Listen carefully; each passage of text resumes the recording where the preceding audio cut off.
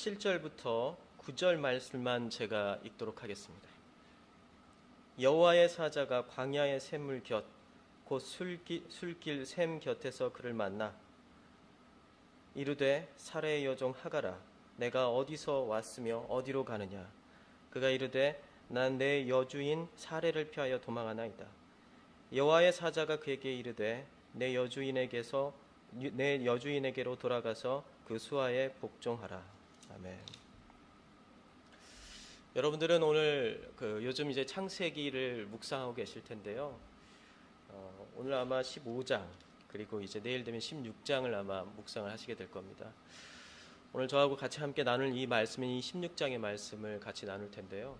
창세기는 굉장히 중요한 본 말씀이죠. 사실 성경의 모든 부분에서 제일 앞에 있고 그리고 어떤 역사의 기록 이전의 상황에 대해서 이야기를 하고 있고 또 여러 가지 부분에 있어서 저희들에게 시사점이 굉장히 많습니다.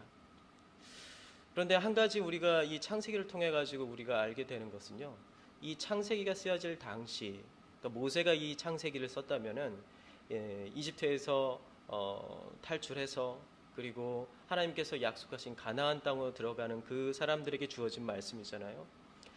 이 사람들에게 모세가 무엇을 가장 중요하게 알리고 싶었을까? 하나님께서는 이 상황 가운데 있는 이 이스라엘 백성들에게 이들에게 무엇을 가장 말씀하고 싶었을까 생각해 보면 그들의 정체성에 대한 것입니다. 수백 년 동안 예구베란 이 이집트라는 그곳에서 이 포로 생활로서 그리고 노예 생활을 하고 있었던 이 히브리 노예들에게 자유가 주어지고 이 광야의 생활 가운데서 하나님께서 약속하신 가나안 땅에 들어간다고 했을 때 그들은 더 이상 이제 노예가 아니라 자유인으로서 새로운 정체성을 부여받고 그리고 나는 어떤 존재인지에 대해서 그거에 대해서 고민하고 그리고 질문하는 사람들에게 너는 바로 이런 사람이다 라는 것을 알려주기 위한 첫 번째 목적이 있지 않았을까라는 생각을 해보게 됩니다. 그 이후로 그 근거로서 우리 창세기 1장에 보면 인간이 누구인가에 대해서 처음 나오죠. 인간은 하나님의 형상이다. 여기서 말하는 그 인간이라고 했을 때 이걸 처음 접했던 그 사람들은 누구죠? 바로 애굽 땅을 탈출해서 이집트 땅을 탈출해서 노예였던 그 시절을 탈출해서 자유인으로서 살아가는 광야에서 하나님의 나라와 그 가나안을 향해 가는 그 이스라엘 백성들일 것입니다. 이들은 우리는 하나님의 형상이야 라는 말을 들었을 때 전율을 느꼈겠죠. 난 노예가 아니라 신의 형상을 가지고 있는 존재였구나 라는 새로운 발견을 했을 것입니다. 그리고 이 이야기가 쭉 흘러져 나오면서 이스라엘 백성은 하나님께서 선택하신 바로 그런 백성이다 라고 그 내용을 쭉 이어져 내려오는데요. 이 계보를 이어져 나오는 그 가운데서 직접적인 이스라엘의 조상과 맞닥뜨립니다. 그게 누구입니까? 바로 아브라함입니다. 아브라함은 이스라엘에게 있어서 가장 직접적인 조상이고 그들의 할머니와 할아버지로부터 들어왔던 바로 그들의 어떤 정말 이 할아버지 이 시조와 같은 존재이죠. 그러니까 아브라함부터 시작되는 바로 이 본문이 바로 창세기 12장부터 시작되는 것입니다. 이곳에서 이제 16장으로 가는데요. 15장에서 여러분들이 오늘 들었던 것처럼 오늘 보셨던 말씀 것처럼 하나님께서 아브라함과 특별한 약속을 하시죠. 이 약속을 통해서 이 바다의 모래와 같이 하늘의 별과 같이 많은 민족을 이루게 하고 그리고 너를 복의 근원으로 그리고 복 자체로 삼겠다라고 약속을 하셨습니다. 그런데 문제가 생겼어요. 바로 이 16장에 오면 그 문제가 무엇인지가 발견이 됩니다. 그 문제는 바로 그에게 자녀가 없었다는 것입니다. 아브라함에게는 자녀가 없었어요. 이 민족의 약속을 주어졌는데 정작 아들 하나, 자녀 하나가 없는 것입니다. 이런 상황 가운데서 아브라함이 이 약속이 성취될 것이라는 그 소망과 그 믿음을 갖기는 굉장히 어렵습니다. 그래서 16장에 보면은 이 약속을 어떻게든 인위적으로 성취시키기 위한 노력이 바로 보입니다. 그게 뭐죠? 바로 사레가 출산을 하지 못하니까 이 사라의 몸종이었던 하가를 통해서 아브라함의 자손을 낳게 하려고 하는 시도를 하게 되는데요. 이 시도는 이 사레 혼자서 한 게 아니라 이 시도에 대해서 암묵적으로 동의한 아브라함의 이 동의가 함께 뒤따라져 있습니다. 그래서 2절에 보면 사레가 아브라함에게 이르되 여호와께서 내 출산을 허락하지 아니하셨으니 원하건대 내 여종에게 들어가라. 내가 혹 그로 말미암아 자녀를 얻을까 하노라 하매 아브라함이 사레의 말을 들으니라. 아브라함이 사레의 말을 들었다는 것입니다. 이 16장에는 두 여인이 나옵니다. 첫째는 사레이고 나중에 사라라는 이름으로 바뀌죠. 그리고 둘째는 바로 하갈입니다. 이 두 여인의 이름을 듣고 우리는 사라는 좋은 사람, 그리고 하갈은 나쁜 사람이라고 단정짓기가 쉽습니다. 하지만 16장에서 이 구도는 정반대로 나타납니다. 사레는 핍박하는 사람, 그리고 하갈은 핍박을 받는 사람, 이렇게 나와요. 이 과정에서 그의 주변에 있는 모든 것들을 이러한 구도가 만들어진 가운데서 이 주변에 있는 모든 사람들이 고통스럽고 어렵게 됩니다. 적어도 16장에서 사라는 열국의 어머니가 아니라 고통의 어머니인 것처럼 나옵니다. 그래야 마치 그녀는 그의 주변을 하나님이 안 계신 것처럼 절망적인 상황으로 만드는데요. 이 사라가 만든 절망적인 상황 가운데서 고통당하는 한 여인이 바로 하갈이었습니다. 하갈은 이집트 태생으로 이방인이었으며 또 사라의 몸종이었습니다. 그러기에 어느 누구에게도 보호와 이해를 받을 수 있는 존재가 아니었죠. 결국 하갈은 고난을 피해서 고향으로 도망치게 됩니다. 그리고 그 여정 가운데 하나님을 만나게 됩니다. 사례가 아닌 자신의 고통 가운데 하나님이 함께 계셨다는 사실을 그가 알게 됩니다. 그녀는 절망의 상황 가운데 놓인 자신의 처지를 비관하지 않고 이 사라의 몸종으로 다시 돌아옵니다. 자유를 찾아서 피난하고 그리고 이집트로 돌아가는데 오히려 그곳에서 돌아와서 사라의 집에서 몸종으로 다시 회복한 것이죠. 그 이유가 무엇이냐? 바로 이 16장의 핵심 주제입니다. 바로 우리가 듣고 싶은 이야기죠. 아브라함이 15장에서 자녀에 대한 하나님의 언약을 받고 난 후 가나안에 정착한 지 10년이 지난 바로 이 시간이 바로 이 사건이 일어난 시간이었습니다. 아직 아브라함과 사라에게는 아들이 없었어요. 그렇기 때문에 사라는 아브라함의 아들을 갖게 할 계획을 세우고요. 사라는 이 하갈 자신의 몸종을 통해서 아브라함의 자녀를 낳기로 결심을 합니다. 조급함이 문제를 더욱더 키우는 꼴이 됐습니다. 이에 대해서 구약학자 키드너는요. 4절에는 거짓 자존심이 있고 5절에는 거짓 비난이 있고 6절에는 거짓 중립성이 있는 이 거짓의 삼각형이 이 집을 둘러싸고 있다라고 평가를 했습니다. 이 거짓의 삼각형. 그래서 이 거짓의 삼각형은 사실 사레 한 사람의 잘못, 아니면 아브라함 한 사람의 잘못, 그리고 하갈인 전혀 잘못이 없는 그러한 것이 아니라 적어도 이 거짓의 삼각형이 이 집을 둘러싸고 모든 사람들이 이 거짓의 삼각형 안으로 들어가서 이 거짓의 삼각형을 돈독하게 하고 강하게 만드는, 단단하게 만드는데 기여했다는 것입니다. 이 첫 번째 이 거짓 삼각형에 있어서 첫 번째 변을 이루고 있는 것이 거짓 자존심입니다. 바로 이게 4절에 나오는데요. 아브라함이 하갈과 동침하였더니 하갈이 임신함에 그가 자기의 임신함을 알고 그의 여주인을 멸시한지라. 사라는 아브라함의 아이를 가진 하갈이 자신의 말에 순종하지 않는다라고 느끼기 시작합니다. 그러나 이 주석가들은요, 하갈이 의도적으로 사라를 업신여길 수는 없었다. 왜 그러냐면 사라는 주인의 아내잖아요. 주인이에요. 그리고 하갈은 아무리 주인의 아이를 가지고 있다 할지라도, 베고 있다 할지라도 종이에요, 종. 그러니까 이 구조적으로 봤을 때 하갈이 사례를 업신여기는 건 쉽지 않았을 것이다 라고 얘기합니다. 그런데 하갈은 주인인 사례를 업신여기기 시작합니다. 왜 그럴까요? 자신감이 생긴 겁니다. 주인의 자녀를 내가 베고 있다. 내 여주인은 아무리 노력해도 아이를 가질 수 없고 나이도 이미 차서 아이를 가질 수 있는 상황이 아니다. 내가 드디어 주인의 아이를 베고 또 주인의 아이를 낳을 수 있는 이 대를 이어줄 수 있는 유일한 바로 앞으로의 후계자의 어머니다. 이렇게 생각한 거죠. 자존심이 올라간 겁니다. 그런데 이 자존심은 진짜 이 진실한 자존심일까요? 이 거짓 자존심이죠. 거짓이에요. 사실 본인에게 주어질 수 있는 자존심이 아닌 겁니다. 하나님께서 약속하신 자존심이 아니에요. 하나님께서는 분명히 아브라함과 사레를 통해서 이 자녀를 낳겠다라고 약속을 하셨어요. 그렇기 때문에 이 사실을 이 모든 아브라함의 집안에 있는 사람들이 공유하고 있었다면 하갈은 이것이 나의 어떤 이 자존심을 세우고 나의 자긍심을 올리고 앞으로 내가 사라의 자리를 내가 탈취할 수 있는 아주 강력한 힘이다라고 생각하면 안 됐습니다.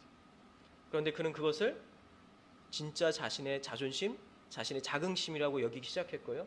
이것이 바로 이 집안의 문제를 일으키는 씨가 되었습니다. 이 두 번째로의 거짓 비난이 있습니다. 바로 5절에 나옵니다. 사레가 아브라함에게 이르되 내가 받은 모욕은 당신이 받아야 옳도다.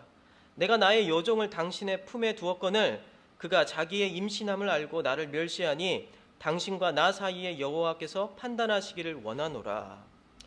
사라는 자신이 아브라함에게 준 하갈의 그 오만한 태도 때문에 자신이 이렇게 고통을 당하고 있다. 자기의 몸종으로부터 내가 업신여김을 당하고 있다라고 그러면서 이제 자기의 남편을 비난하고 그리고 바가지를 긋기 시작합니다. 그러면서 자기 아브라함의 비난을 모두 돌리는 거죠. 나는 순수한 마음으로 당신의 집안을 위해서 나의 자존심과 모든 것들을 버려가면서 이렇게 했는데 결국 나에게 돌아오는 것은 이 수모냐? 남편인 당신이 이것을 다 정리해야지 왜 나를 수모를 받게 하느냐? 그러면서 정작 본인이 이것을 모든 계획을 짰음에도 불구하고 이 비난을 남편에게 모든 걸 비난을 돌리죠. 자신에게 비난을 자신의 잘못을 생각하지 않는 겁니다. 이 거짓 비난은 사실 언제부터 있었죠? 바로 아담과 하와가 타락할 때부터 있었던 것입니다. 아담이 뭐라고 얘기합니까? 하나님한테 당신이 주신 저 여자가 나한테 이걸 줘서 내가 먹은 겁니다. 그러면서 비난하죠. 서로를 향한 비난. 이것이 바로 이 아브라함. 축복을 받고 하나님부터 언약을 받은 바로 15장. 놀라운 언약과 그리고 복을 받은 바로 이 15장 다음에 나오는 아브라함의 가족의 모습입니다. 이 세 번째로는 거짓 중립성입니다. 이것은 바로 아브라함에게서 볼 수 있는데요. 이 6절을 보겠습니다. 아브라함이 사라에게 이르되 당신의 여종은 당신의 수중에 있으니 당신의 눈에 좋을 대로 그에게 행하라 하매 사라가 하갈을 학대하였더니 하갈이 사라 앞에서 도망하였더라. 비난을 받은 아브라함은요, 내가 왜 이런 비난을 받아야 돼 이렇게 생각한 겁니다. 이 모든 것들을 계획한 건 당신은 아닙니까? 아내 당신 아니에요? 사라 당신 아니에요? 나는 한 게 없어요. 나는 당신이 하라고 해서 했을 뿐입니다. 나는 당신이 그냥 하갈에게 가라고 하니까 갔고 그리고 자라고 하니까 잤고 아이를 낳으라고 하니까 낳기 위해서 행동한 거예요. 나한테 비난을 던지는 건 정말 너무한 거 아닙니까? 라고 얘기하면서 나는 아무 문제가 없고 나는 아무것도 간섭하지 않을 거고 나는 중립적인 입장에 있을 거니까 나의 문제가 아니까 당신이 알아서 합시다. 당신이 하면은 모든 걸 다 허용하겠습니다. 라고 아브라함은 사라에게 얘기합니다. 거짓 중립성이죠. 본인도 같이 들어갔고 본인이 같이 이거에 대해서 동의했고 암묵적으로 모든 것들을 행동해놓고 모든 문제의 근원에 본인이 있으면서 쓱 발을 빼면서 나는 중간에서 중립입니다. 당신들끼리 알아서 하세요. 사례 당신이 주인이니까 종을 알아서 하는 건 당신 몫입니다. 이렇게 얘기한 겁니다. 대체적으로 아버지들이 비겁합니다. 대체적으로 아버지들이 이 가정에 문제가 생기면 비겁하죠. 엄마와 자녀의 문제가 생기면 직접 개입하려고 하지 않고 발을 쑥 빼면서 둘이 알아서 하십시오. 이런 경향들이 많습니다. 한국의 아버지들의 특징이죠. 여러분, 아브라함은 지금 스스로 중립적이라고 얘기합니다. 그런데 거짓이죠. 거짓 중립성이에요. 지금 이 집은 총체적인 문제에 빠져 있어요. 한쪽은 거짓 자존심의 영역이 있고 또 한쪽은 거짓 비난이 판치고 있고 또 한쪽은 뭐가 있어요? 거짓 중립성이 있는 이 거짓의 삼각형으로 딱 둘러싸여 있는 총체적인 난국에 빠진 것이 바로 이것입니다.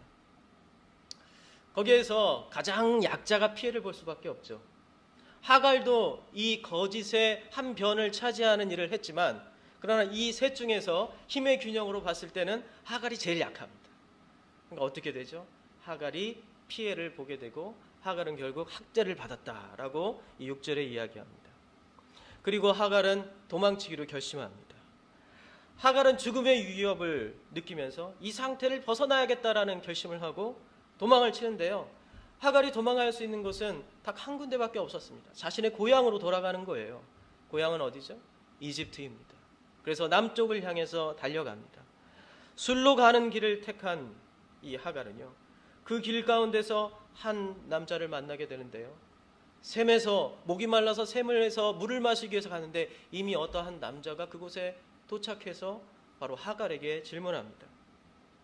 너는 어디에서 와서 어디로 가고 있느냐?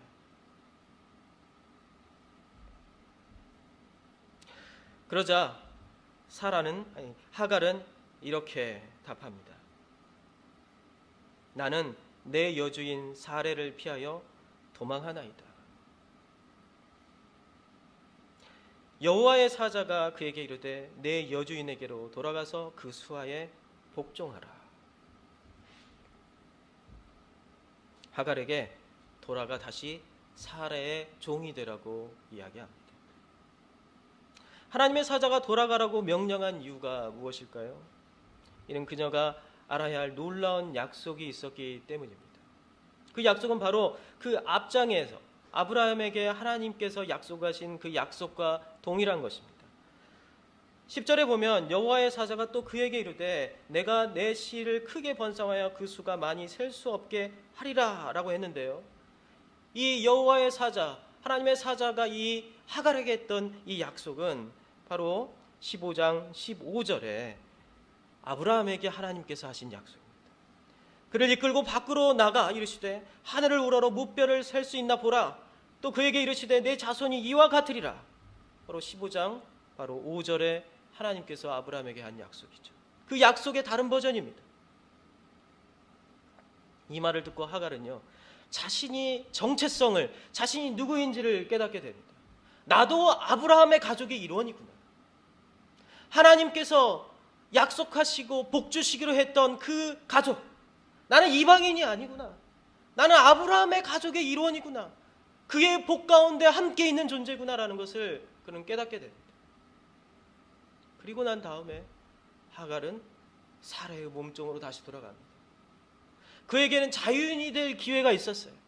도망쳐서 이집트에 가서 자신의 가족을 다시 만나서 그곳에서 자유롭게 살 수 있는 기회가 있었는데, 그러나 그것을 포기하고 다시 아브라함의 집으로 제 발로 들어가서 사라의 몸종이 된 것입니다. 그 이유가 무엇인가요? 그곳에 하나님의 복이 있고 나도 아브라함의 가족이고 하나님께서 복 주신 그 복의 바로 일원이구나라는 것을 그가 깨달았기 때문입니다.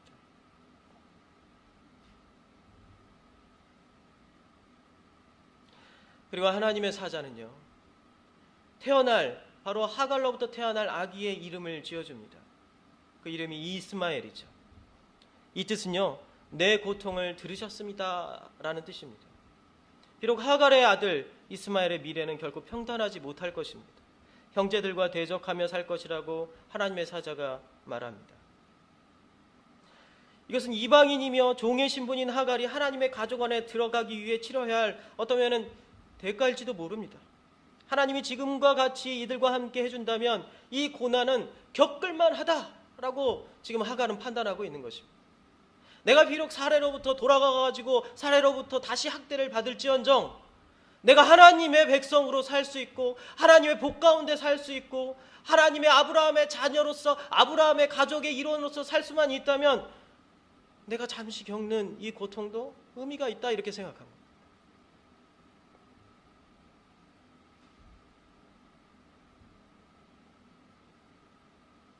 하갈은요, 하나님의 이름을 부릅니다. 아브라함이나 사라가 불렀던 게 아닙니다. 하갈만이 불렀던 하나님의 이름이 있습니다. 이게 무엇이죠? 바로 13절에 보면 나옵니다. 하갈이 자기에게 이르신 여호와의 이름을 나를 살피시는 하나님이라 하였으니 이는 내가 어떻게 여기서 나를 살피시는 하나님을 배웠는고 함이라. 하갈은 하나님의 이름을 불렀어요. 나를 살피시는 하나님. 비록 몸종에 지나지 않고 종의 신분이었지만 아브라함의 가족 안에 있다는 것만으로 하나님께서는 그를 아브라함의 한 가족으로 인정하고 선택받은 백성으로 인정하고 하나님의 가족의 일원으로 인정하고 바로 이 하갈을 불렀습니다. 그리고 하갈로 하여금 나를 살피시는 하나님이라고 그 이름을 부르게 해주셨습니다.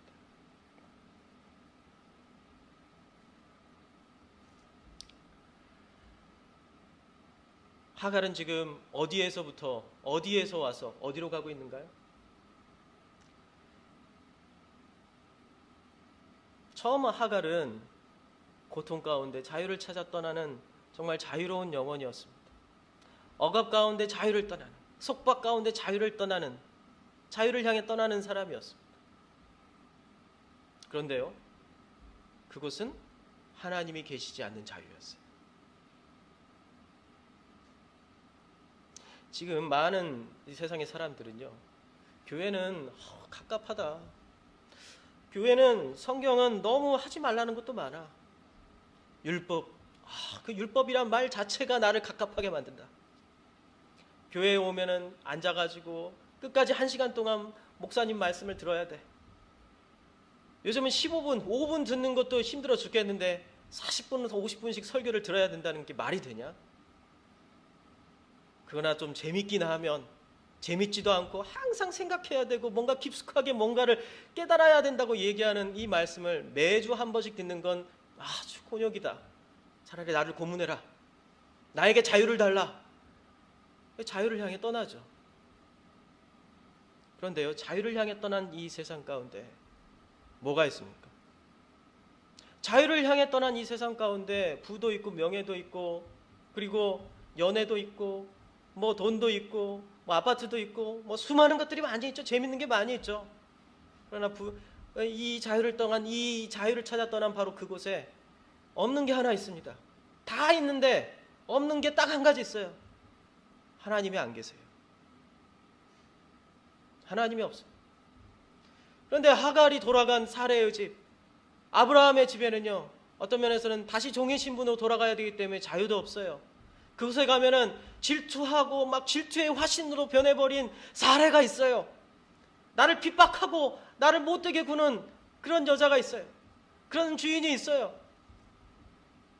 그리고 자기는 아무것도 하지 않고 나는 공정하고 나는 거기에 손도 대지 않겠다고 하는 무책임한 아브라함과 같은 인간이 있어요. 그런데 그곳으로 가는 겁니다. 왜요? 그곳에 하나님이 계시기 때문입니다.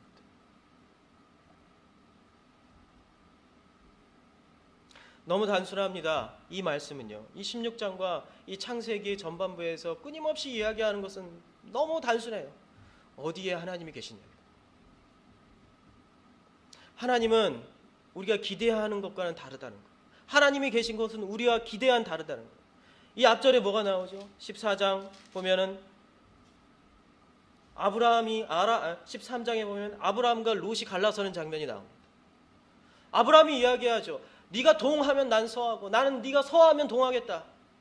롯이 이야기합니다. 그래요? 그럼 내 마음대로 합니다. 저기 젖과 꿀이 흐릿다고 물도 많고 그리고 초목도 무성한 그곳에 가면은 내 양과 소들이 잘 먹고 잘 살고 그곳에 가면은 문명도 있습니다. 소돔과 고모라 같은 아주 뛰어난 문명도 있고 도시도 있고 그곳 선망의 대상이죠.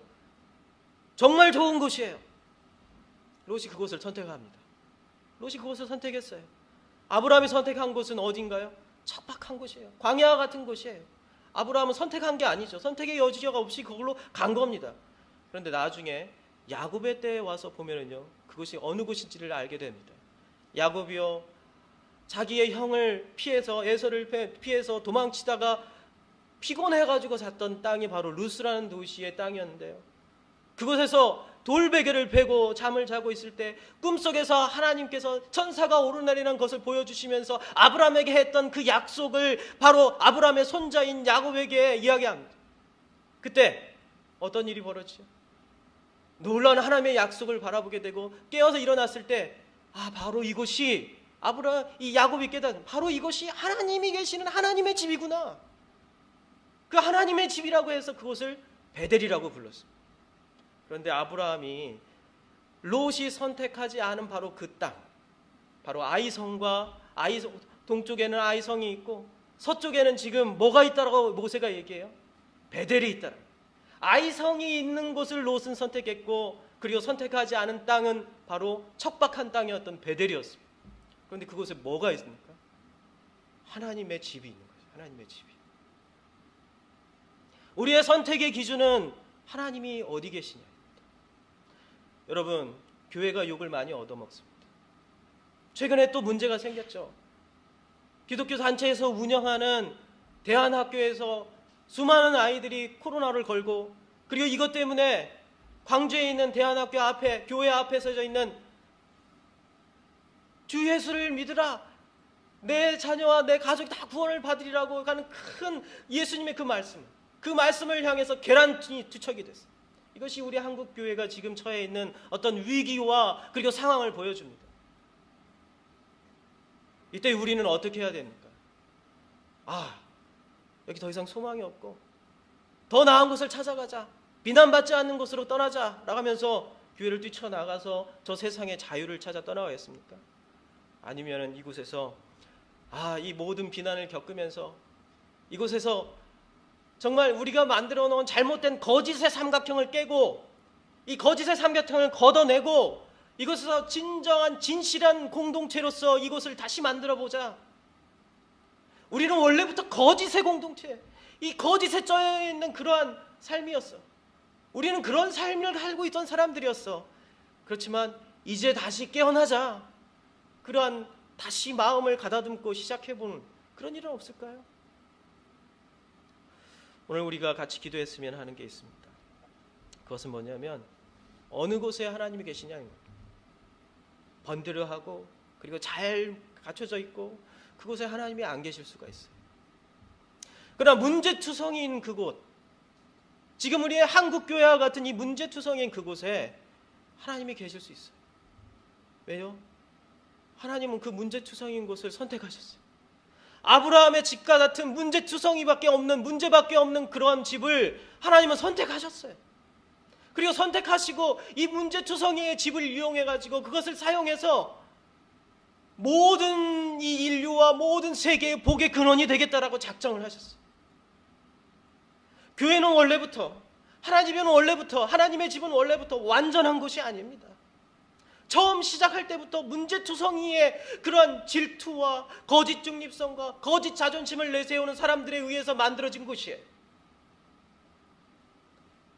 우리가 그럴듯하고 매우 나이스하고 매우 괜찮은 것처럼 우리 스스로를 포장할 필요가 없습니다. 우리 스스로를 드러내야 합니다. 거짓이 있음을 드러내야 합니다. 그리고 거짓이 있음에도 불구하고 하나님의 놀라운 은혜로서 하나님께서 우리를 선택하셨다는 거예요. 하나님께서 우리 집에 머물기로 작정하셨다는 거예요. 그래서 우리는 그 하나님의 집, 정말 문제투성이에 있는 그 하나님을 결코 버릴 수 없다는 거예요. 세상은 우리에게 버리라고 요구하죠. 그것은 문제투성이다. 그곳에는 가망이 없다.